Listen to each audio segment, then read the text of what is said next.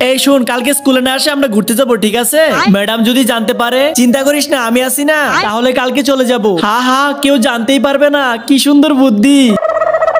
Ma'am ma'am, আপনি কি জানেন খুশবু আন্না স্কুল পালানোর প্ল্যান করতেছে? ও আচ্ছা, এদেরকে তো আমি দেখে নেব। ও শিট, কালকে যে ম্যাডাম হোমওয়ার্ক দিয়েছিল আমি তো করে নিয়ে আসিনি। আরে ইয়ার, আমিও তো ভুলে গেছি। মনে হয় ম্যাডাম চেক করতে ভুলে গেছে, ম্যাডামকে মনে করিয়ে দিও না। ম্যাম ম্যাম, কালকে যে আপনি হোমওয়ার্ক দিয়েছিলেন ওটা আপনি চেক করতে ভুলে গেছেন।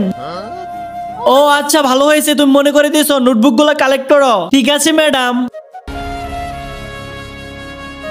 ম্যাম, আপনি স্টাফ রুমে যাচ্ছেন না, আমি আপনাকে একটু সাহায্য করে দেই। আরে বেটা, তুমি তো ক্লাসের সব থেকে ভালো স্টুডেন্ট। বাচ্চারা কারো কাছে এক্সট্রা কলম হবে? হ্যাঁ হ্যাঁ ম্যাম, আমার কাছে আছে, আমার কাছে আছে, এই নেন। কারো কাছে চক আছে? ম্যাম চক আছে আমার কাছে, এই নেন আপনার চক। আরে পানি শেষ হয়ে গেছে। হে আল্লাহ, যে এই পবিত্র কোরআনটিকে দেখার পর ভিডিওতে লাইক করে চ্যানেলটিকে সাবস্ক্রাইব করে দিবে এবং এই ভিডিওটি 10 জনের কাছে শেয়ার করবে, তাকে তুমি পরীক্ষায় পাশ করে দিও। কমেন্টে বলুন আমিন। ম্যাম, আমার কাছে মিনারেল ওয়াটার আছে, এই নেন, আপনার জন্য এনেছি আমি। থ্যাংক ইউ বেটা। এটাই শেষ ক্লাস, স্যার নাই, আমরা অনেক মজা করব।